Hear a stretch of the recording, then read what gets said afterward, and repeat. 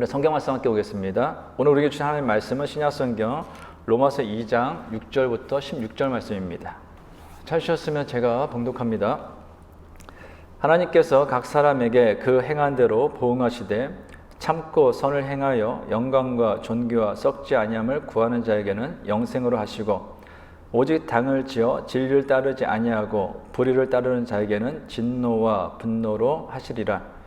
악을 행하는 각 사람의 영에는 환난과 공고가 있으리니 먼저는 유대인에게요 그리고 헬라인에게며 선을 행하는 각 사람에게는 영광과 존귀와 평강이 있으리니 먼저는 유대인에게요 그리고 헬라인에게라. 이는 하나님께서 외모로 사람을 취하지 아니하심이라. 물은 율법 없이 범죄한 자는 또한 율법 없이 망하고 물은 율법이 있고 범죄한 자는 율법으로 말미암아 심판을 받으리라.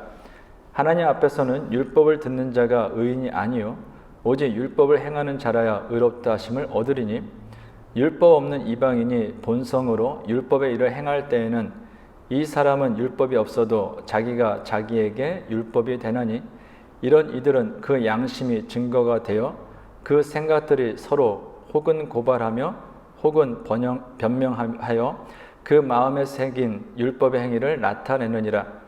곧 나의 복음에 이른 바와 같이 하나님이 예수 그리스도로 말미암아 사람들의 은밀한 것을 심판하시는 그날이라. 아멘. 오늘은 외모로 사람을 취하지 아니하시는 하나님이라는 제목으로 하나님 말씀 대언하겠습니다. 유대인들은 자신들은 하나님의 택함을 받은 선민이며 또한 이 땅의 어느 민족도 가지지 못한 율법을 하나님으로부터 받았으며 하나님의 자녀라는 증표로 할례를 받았다라는 특별한 존재라는 그 특권의식을 가지고 살았습니다. 그래서 그들은 다른 민족은 몰라도 자신들만큼은 하나님의 심판을 받지 않고 구원을 받을 것이라고 굳게 믿었습니다. 심지어 마치 자신들은 아무런 죄도 짓지 않은 의인인 것처럼 생각하며 재판관이 마치 죄인을 심판하듯이 이방인에 대하여 판단하고 비난하고 정죄하였습니다. 그러나 하나님께서는 유대인이든 헬라인이든 누구든지 특별하게 취급하지 않으시며 공정하게 심판하시는 의로운 분이십니다. 이러한 사실을 바울은 오늘 본문을 통하여 증거합니다. 오늘 본문 6절입니다. 하나님께서 각 사람에게 그 행한 대로 보응하시되. 여기에 나오는 보응이라는 이 단어는 값을 치르다라는 것입니다. 즉 하나님께서는 그 사람이 누구든지 관계없이 그 사람이 어느 민족이든지 관계없이 그가 행한 대로 반드시 그에 합당한 값을 치르신다라는 것입니다. 그래서 하나님께서는 악을 행하는 사람에게는 그에 합당한 값을 치르시고 선을 행하는 사람에게는 그에 합당한 값을 치르십니다. 오늘 보면 9절, 10절입니다. 악을 행하는 각 사람의 영에는 환난과 공고가 있으리니 먼저는 유대인에게요 그리고 헬라인에게며 선을 행하는 각 사람에게는 영광과 존귀와 평강이 있으리니 먼저는 유대인에게요 그리고 헬라인에게라. 여기서 헬라인은 유대인을 제외한 이방인을 가리킵니다. 그러므로 악을 행하는 각 사람의 영에는 환난과 공고가 있으리니 먼저는 유대인에게요 그리고 헬라인에게며 선을 행하는 각 사람에게는 영광과 존귀와 평강이 있으리니 먼저는 유대인에게요 그리고 헬라인에게다 라는 이 말은 유대인이든 이방이든 관계없이 누구든지 그가 행한 대로 하나님께서는 그에 합당한 값을 치르는 공평한 분이다, 공정한 분이다 라는 것을 강조한 것입니다. 다시 말해서 심판에는 유대인이나 이방인이나 차별이 없다라는 것입니다. 왜냐하면 하나님께서는 외모로 사람을 판단하시는 분이 아니기 때문입니다. 오늘 보면 11절입니다. 이는 하나님께서 외모로 사람을 취하지 아니하심이라. 여기서 외모라는 것은 이방인, 유대인 이런 외적인 특징을 이야기하는 것입니다. 그래서 하나님께서 외모로 사람을 취하지 않는다라는 것은 하나님께서는 유대인이라고 해서 특별하게 취급하여 그들의 율법이 요구하는 삶의 수준을 살지 않더라도 적당하게 봐주거나 넘어가지 않는다라는 것입니다. 바로 그것을 강조하는 거예요. 율법을 가진 유대인이든 율법을 가지지 않은 이방인이든 하나님께서는 공정하게 의롭게 심판하시는 분이다라는 것입니다. 오늘 본 16절 하반절입니다. 사람들의 은밀한 것을 심판하시는 그날이라. 여기서 은밀하다라는 것은 감추어진 것을 뜻하는 거예요. 하나님께서는 최후의 심판 날에 유대인이나 이방인 같은 외모를 보지 않으시고 오직 그 사람의 각 사람의 은밀한 중심을 보시고 심판하신다라는 것이죠. 잠언 기자도 이에 대해서 다음과 같이 기록하고 있습니다. 좀 더 쉬운 이해를 위해서 표준 세번역 성경으로 읽겠습니다. 잠언 16장 2절입니다. 사람의 행위는 자기 눈에는 모두 깨끗하게 보이나 주님께서는 속마음을 꿰뚫어 보신다. 사람의 행위는 자기 자신의 그 행위는 자기 눈에는 모두 깨끗하게 볼 수 있다는 것입니다. 왜일까요? 판단의 기준이 자기 자신이기 때문이에요. 다른 사람에 대해서는 아주 날카로운 기준 가지고 판단한다 할지라도 자기 자신에 대해서는 한없이 너그럽게 판단하는 것이 인간의 이기적인 모습이거든요. 그러니까 스스로 자기를 봤을 때는 난 괜찮다라는 거예요. 다른 사람에게는 어떻게 그럴 수 있어? 라고 하면서도 자기 자신에 대해서는 한없이 너그러울 수 있는 것이 사람이다라는 거예요. 그래서 내 행위에 대해서는 깨끗하게 볼 수 있다라는 거죠. 그러나 하나님께서는 그 사람의 은밀한 중심, 다른 사람 앞에서 감춰놓은 그 중심을 보시기 때문에 하나님의 눈으로 보실 때는 이 땅에 있는 모든 사람들 중에서 선한 것, 깨끗한 것을 찾기란 불가능하다라는 것입니다. 지금까지 살펴본 것처럼 하나님께서는 사람을 심판하심에 있어서 외모로 판단하지 않기 때문에 유대인이든 이방이든 누구든지 특별하게 취급하지 않으시며 공정하게 심판하시는 의로운 분이십니다. 그런데 유대인들은 하나님에 대해서 좀 착각을 하고 있었어요. 무슨 착각이냐? 하나님은 사람을 외모로 판단한다는 것이죠. 그래서 자기들은 특별한 존재이기 때문에 무슨 일이 있어도 하나님의 심판과는 상관이 없는 자들이라 믿었다라는 것입니다.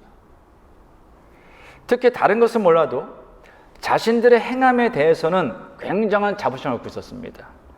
우리의 행함은 이방인들과는 비교할 수 없을 정도로 매우 의롭다라는 그 특별한 자부심으로 돋쳐 있었던 사람들이 당시의 유대인들이었습니다. 그래서 그들은 구원을 받으려면 자신들과 같이 유대인이 되어야 하고 율법을 지켜야 한다라고 주장을 했던 것입니다. 그런데 정말로 그들이 주장하는 것처럼 행함에 있어서 이방인들과 비교할 수 없을 정도로 그토록 의로운 사람이었을까라는 것입니다. 그들이 행함에 있어서 그토록 나는 의롭다라고 자부심을 가질 수 있었던 이유는 두 가지가 있습니다. 첫째, 그들은 선함, 행함의 기준이 되는 바로 율법을 가지고 있었다라는 거예요. 그리고 또 하나는 그 율법을 그들은 날마다 듣는 분위기 속에서 살고 있었다라는 것입니다. 그런데 한번 생각해 보시죠. 율법을 가지고 있다라는 것과 율법대로 살아가는 것, 그것이 동일한 것입니까? 율법을 듣는다라는 것과 율법대로 살아간다라는 것이 같은 말인가라는 것입니다. 아니죠. 율법을 가지고 있다라는 것과 율법대로 살아가는 것은 전혀 다른 얘기입니다. 율법을 날마다 듣는 분위기 속에서 살아간다라는 것과 율법을 행한다라는 것은 전혀 다르다라는 것입니다. 그럼에도 유대인들은 자신들이 율법을 가지고 있고 그 율법을 듣는 분위기 속에서 생활하기 때문에 마치 율법을 행하며 살아가고 있다라고 착각한 것입니다. 오늘날로 이야기하면 내가 성경을 가지고 있고 성경 말씀을 읽고 듣고 묵상하기 때문에 마치 나는 성경 말씀을 지키면서 행하면서 살아가고 있다라고 착각하는 것과 동일하다라는 것이죠. 이처럼 율법을 가지고 있고 그 율법을 듣고 있기 때문에 마치 율법을 행하며 살아가고 있다라고 착각하며 살아가고 있는 그 유대인들을 향해서 바울이 다음과 같이 말합니다. 오늘 13절입니다. 하나님 앞에서는 율법을 듣는 자가 의인이 아니요 오직 율법을 행하는 자라야 의롭다 하심을 얻으리니. 말씀드린 유대인은 율법을 가지고 있는 것, 그리고 그 율법 듣는 분위기에서 살아가는 것에 대한 자부심을 가지고 있었습니다. 근데 바울이 분명하게 얘기하죠. 하나님 앞에서 의인은 율법을 듣는 사람이 아니라 율법을 행하는 사람이라는 거예요. 이유가 무엇입니까? 오직 율법을 행하는 자라야 하나님 앞에서 의롭다 하심을 인정받기 때문이다라는 것입니다. 그렇죠. 아무리 먹음직스럽게 보이는 음식이 있다 할지라도 그 음식의 가치를 알기 위해서는 음식을 먹어봐야 합니다. 아무리 냄새를 맡아보고 모양을 본다 할지라도 내가 그것을 직접 먹어보지 않고선 그 음식의 가치를 알 수가 없는 거예요. 율법 역시 동일하죠. 아무리 율법을 가지고 있어도 아무리 날마다 율법을 듣는 분위기 속에 살아도 실제로 내 삶 속에서 내 손과 발을 움직여 그 율법대로 살아가지 않는 한 그것은 율법과 전혀 관계없는 삶을 살아가고 있는 것입니다. 오늘날로 이야기하면 아무리 많은 종류의 성경책을 가지고 있고 매주 성경 말씀을 듣고 날마다 그 성경 말씀을 묵상한다 할지라도 하루하루 살아가는 그 일상의 삶 속에서 내 손과 발을 움직여서 그 말씀대로 살아가지 않으면 그 사람은 아무리 많은 성경책을 가지고 있어도 아무리 매주 하나님의 말씀을 듣고 날마다 성경 말씀을 묵상한다 할지라도 그는 하나님의 말씀과는 전혀 관계없는 삶을 살아가고 있는 것이죠. 이런 신앙인들을 우스갯소리로 귀만 있고 손과 발은 없는 신앙인이다 라고 이야기합니다. 그래서 바울은 율법을 가진 것과 율법을 듣는 것에 대한 자부심으로 인해 마치 자신이 의롭다고 착각하며 살아가는 유대인들을 향하여서 다음같이 말합니다. 오늘 보면 12절입니다. 물은 율법 없이 범죄한 자는 또한 율법 없이 망하고 물은 율법이 있고 범죄한 자는 율법으로 말미암아 심판을 받으리라. 이 말의 의미는 이런 것입니다.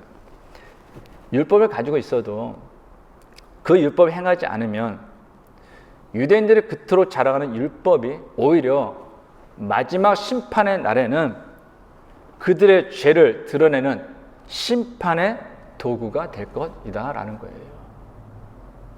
율법을 알아도 네가 그대로 행하지 않으면 마지막 그날 하나님 앞에 섰을 때 너는 그 하나님 앞에서 그 율법이 너의 죄를 모두 드러내는 심판의 도구가 될 거라는 거예요. 그러니 자랑할 거 없다라는 것이죠. 그렇다면 여기서 한 가지 의문이 하나 생깁니다. 그러니까 율법이 있는 유대인들은 그렇다 쳐요. 그럼 율법으로 심판을 받는다.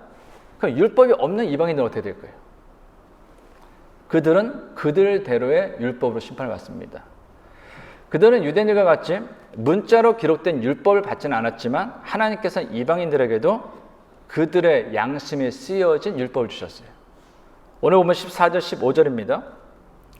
율법 없는 이방인이 본성으로 율법의 일을 행할 때에는 이 사람은 율법이 없어도 자기가 자기에게 율법이 되나니 이런 이들은 그 양심이 증거가 되어 그 생각들이 서로 혹은 고발하며 혹은 변명하여 그 마음에 새긴 율법의 행위를 나타내느니라.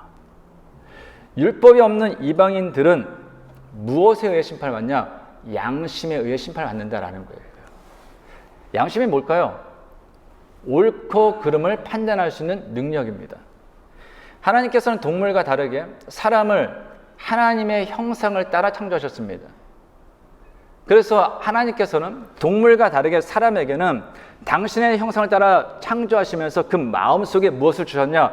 옳고 그름을 판단할 수 있는 능력, 즉 양심이라는 걸 주셨어요.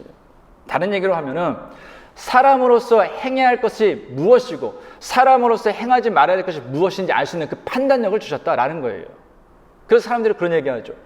사람으로서 행해야 될 것을 행하지 않는 사람, 반대로 사람으로서 하지 말아야 할 것을 행하는 사람, 그들을 향해서 무엇이라고 이야기합니까?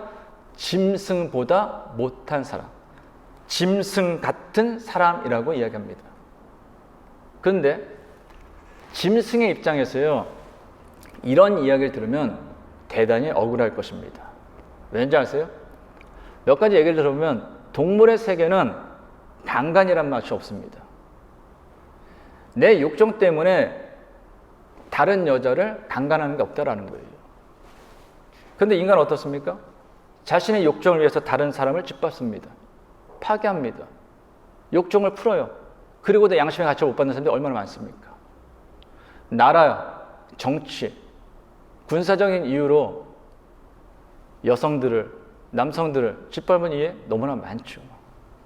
또한 짐승들이 새끼를 사랑하는 모습 어떻습니까? 전에도 말씀드렸는데 모원 단장이라는 사자성어가 있습니까? 그 뜻이 어미 원숭이의 창자가 끊어졌다라는 거예요. 새끼를 잃은 어미 마음이 창자를 끊어놓을 정도로 슬픔이 가득하다라는 의미를 가진 사자성어입니다. 옛날 진나라 환원이 총나라를 치기 위해서 양자강 계곡을 배로 타고 지나갈 때 일입니다. 배에 탄 한 병사가 새끼 원숭이를 사로잡아 데려갔습니다. 그 모습을 보자 어미 원숭이가 자식을 되찾기 위해서 비통하게 슬피 울며 그 배를 며칠씩 몇백 리를 쫓아왔습니다. 그러다가 배가 강하게 좁아지는 곳에 이를 즈음에 이 어미 원숭이가 그 배에 올라탔습니다. 그런데 그 자식을 찾기 위해서 애타는 마음으로 비통에 울면서 몇 날 며칠을 그렇게 뛰어오르던 어미 원숭이는 배에 오르자마자 죽습니다. 근데 죽은 원숭이의 배가 이상한 거예요. 그래서 배를 갈라봤더니 창자가 다 끊어져 있었습니다. 무엇을 얘기하는 거예요? 짐승도요, 창자가 다 끊어질 정도로 자식을 향한 그 사랑이 애틋하다는 것입니다.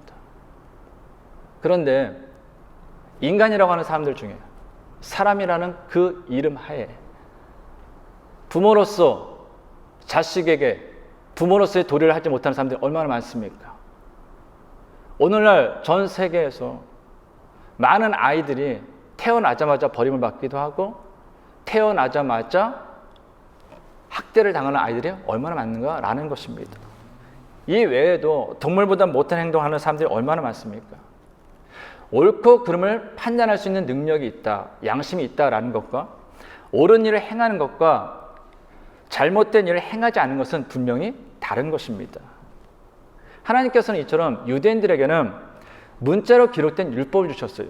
그리고 이방인들에게는 문자로는 기록되지 않았지만 그 마음속에 옳고 그름을 판단할 수 있는 양심이라는 불문 율법을 주셨습니다.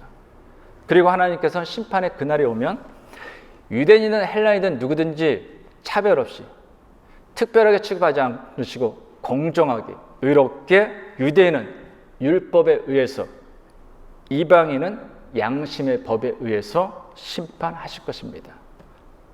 근데 여기서 우리가 매우 중요한 질문을 하나 갖게 되죠. 한번 잘 생각해 보세요. 그렇다면 과연 이 땅에 존재했던 사람들, 모든 사람들 중에서 과연 기록된 율법이든 양심의 율법이든 그 모든 율법을 지킬 수 있는 사람이 있을까요? 지킨 사람이 있을까요? 어떻게 생각하십니까? 없습니다. 단 한 사람도 없어요. 있다면 오직 예수 그리스도 한 분 외에는 없습니다. 로마서 3장 20절입니다. 그러므로 율법의 행위로 그의 앞에 의롭다 하심을 얻을 육체가 없나니 율법으로는 죄를 깨달음이니라. 갈라디아서 2장 16절입니다. 사람이 의롭게 되는 것은 율법의 행위로 말미암음이 아니요 오직 예수 그리스도를 믿음으로 말미암는 줄 알므로 우리도 그리스도 예수를 믿나니 이는 우리가 율법의 행위로서가 아니고 그리스도를 믿음으로써 의롭다함을 얻으려 함이라.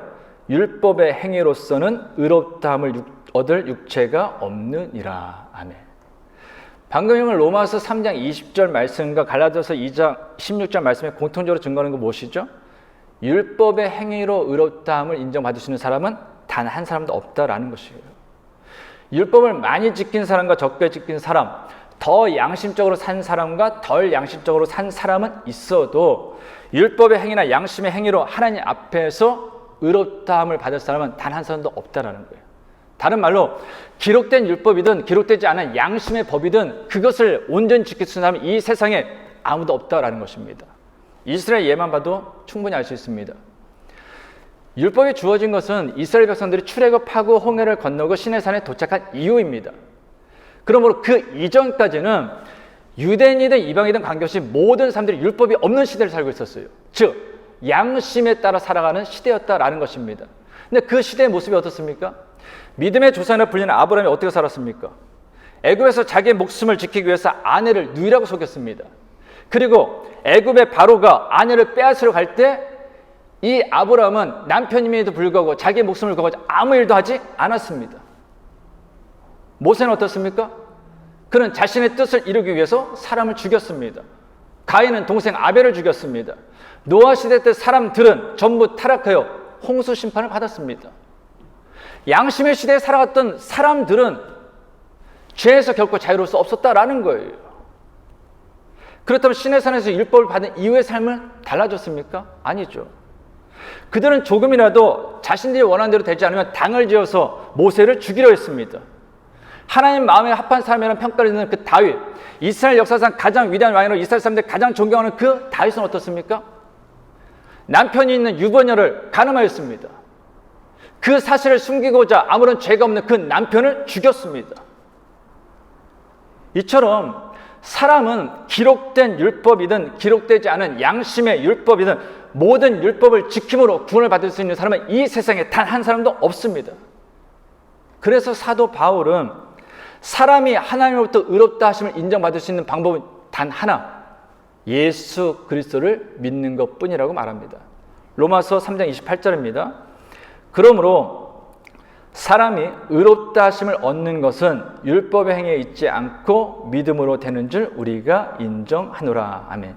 갈라디아서 2장 16절입니다. 사람이 의롭게 되는 것은 율법의 행위로 말미암음이 아니요 오직 예수 그리스도를 믿음으로 말미암는 줄 알므로 우리도 그리스도 예수를 믿나니 이는 우리가 율법의 행위로서가 아니고 그리스도를 믿음으로써 의롭다함을 얻으려 함이라. 율법의 행위로서는 의롭다함을 얻을 육체가 없느니라. 아멘. 누구든지 차별 없이 공정하게 의롭게 심판하시는 하나님의 심판을 피하시는 사람은 과거에도 현재에도 미래에도 이 땅에 존재하지 않습니다. 그래서 하나님께서는 예수님을 이 땅에 보내시고 예수님을 하여금 우리의 죄를 대신하여 십자가에 달려 친히 피를 흘리게 하신 것입니다. 그리고 누구든지 그 예수님을 나의 구원자, 나의 그리스도, 나의 메시아로 믿는 사람은 의롭다고 인정해 주심으로 구원해 주시고 당신의 자녀로 삼아 주신 것이죠. 로마서 8장 1절 2절입니다. 그러므로 이제 그리스도 예수 안에 있는 자에게는 결코 정죄함이 없나니 이는 그리스도 예수 안에 있는 생명의 성령의 법이 죄와 사망의 법에서 너를 해방하였음이라. 아멘. 부활주를 일주일 남겨놓은 오늘은 종료주일이라고 부릅니다.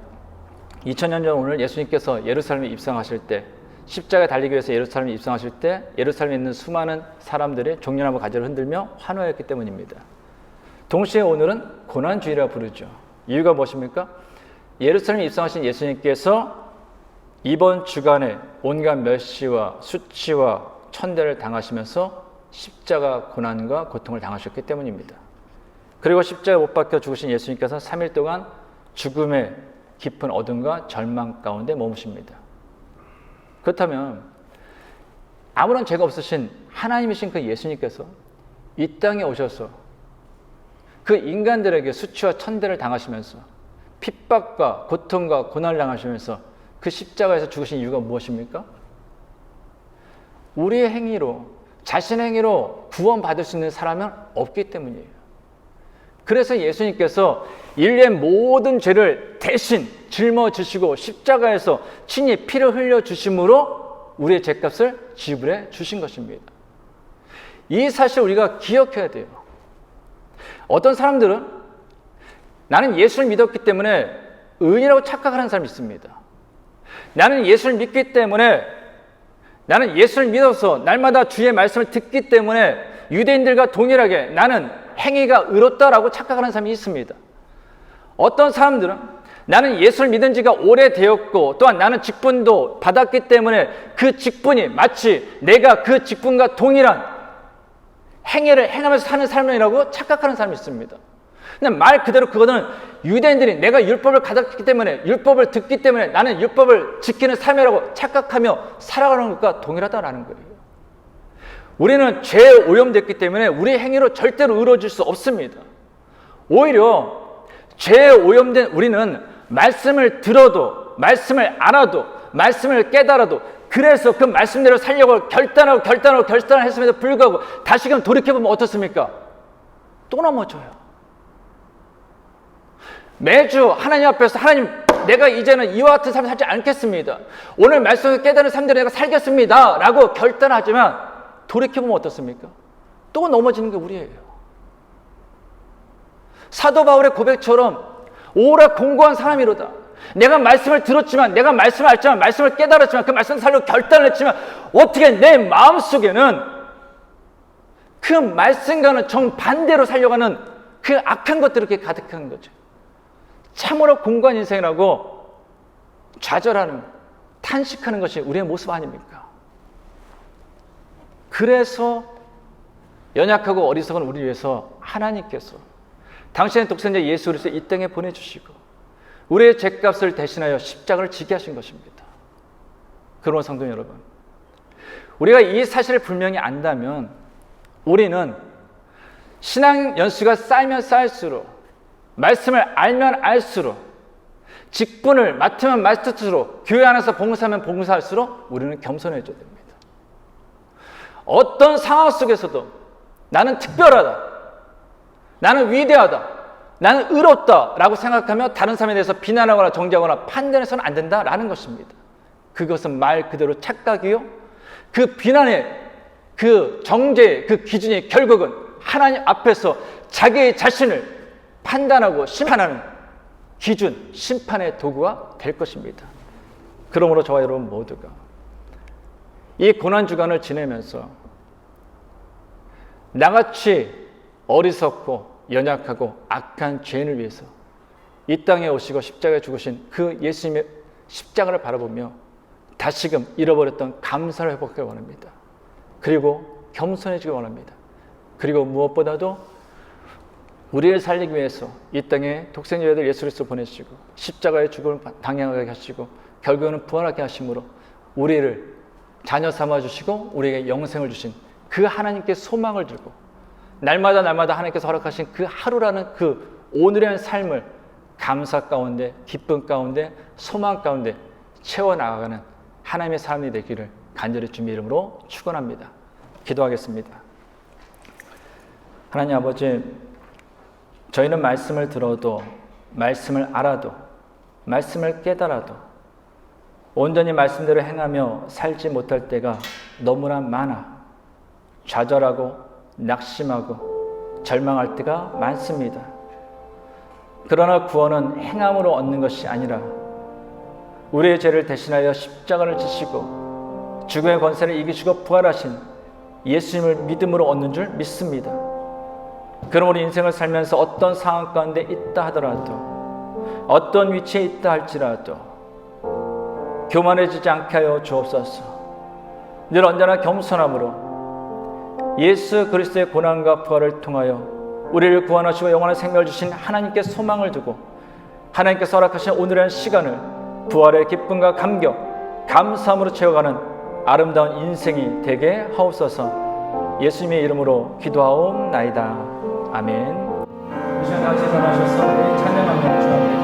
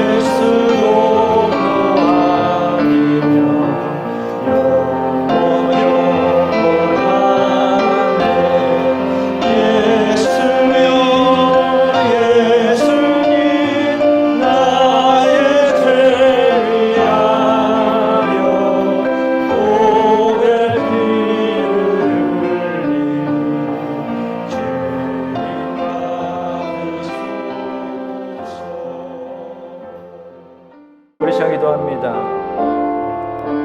성도 여러분, 고난 주간은 우리 자신을 돌아보는 시간입니다. 혹시 우리 안에 내가 의롭다라는 착각이 있지 않습니까? 이 정도라면 하나님께서 나를 인정할 것이라는, 이 정도라면 괜찮다라는, 이 정도라면 당연히 구원받을 만하다라는 착각이 있지 않습니까? 말 그대로 착각입니다. 그 착각은 십자가에 내려놓으십시오. 그 착각을 붙잡고 살다가는 우리 역시 공정하신 그 하나님의 의로운 심판 앞에서 자유로울 수 없을 것입니다. 이 시간 오직 기도할 때 주님, 늘 언제나 겸손함으로 주님만을 바라보며 주님만을 의지하며 믿음으로 살아가게 하여 주시옵소서. 믿음으로 승리하게 하여 주옵소서. 우리 지금 같이 주님 앞에 기도합니다. 살아계시옵소서. 하나님 정말로 감사드립니다. 영원히 죽을 수밖에 없는 어리석은 저희들을 주님께서 택하여 주셨습니다. 우리에게 믿음을 허락하여 주셨습니다. 우리를 구원하여 주셨습니다. 그래서 우리가 주님을 찬양할 수 있었고 주님 앞에 나와 예배드리며 구원받은 자녀로 주님을 살아가고 살 수 있사옵나이다. 그러면 하나님께서 우리가 인생을 살아가면서 내가 신앙생활한 연수가 얼마나 되어서 내가 성경을 좀 안다고 해가지고 내 직분이 무엇에서 우리가 착각하지 않게 하여 주시옵소서. 교만하지 않게 하여 주시옵소서. 늘 언제나 그 십자가를 바라보면서 겸손하게 하여 주시옵소서. 겸손함으로 주의 말씀을 지켜 하여 주시오. 겸손함으로 주의 말씀 안에서 따라가게 하여 주시오. 겸손함으로 주님과 동행하게 해 주시오. 겸손함으로 주 앞에서 주님께 생각하시는 그 일을 바라보게 해 주시오. 겸손함으로 주의 자녀로 살아가는 때가 되게 하여 주시옵소서. 그래서 내 자신을 드러낸 것이 아니라 늘 언제나 주님만을 드러나게 해 주시오. 주 앞에 감사하게 해 주시오. 주 앞에 소망하게 해 주시오. 주님께서 소망하신 그 삶을 살아가는 데 되게 하여 주시옵소서. 그래서 인생 가운데 어떤 일이 있다 할지라도 하나님 주신 일을 그 인생 가운데 감사를 살게 해주고 기쁨을 살게 해주고 감격을 살게 하여 주시오. 그 인생을 소중하게 생각하여 주시오. 그 인생을 소망 가운데 사용하시는 우리 모두가 될 수 있도록 주여 인도하여 주시옵소서.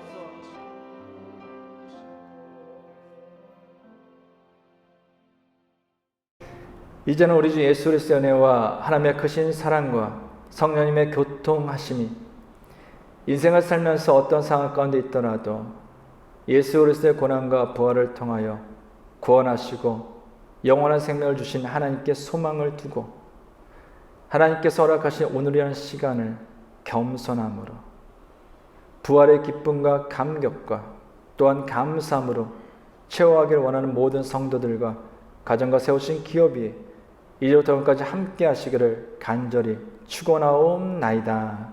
아멘.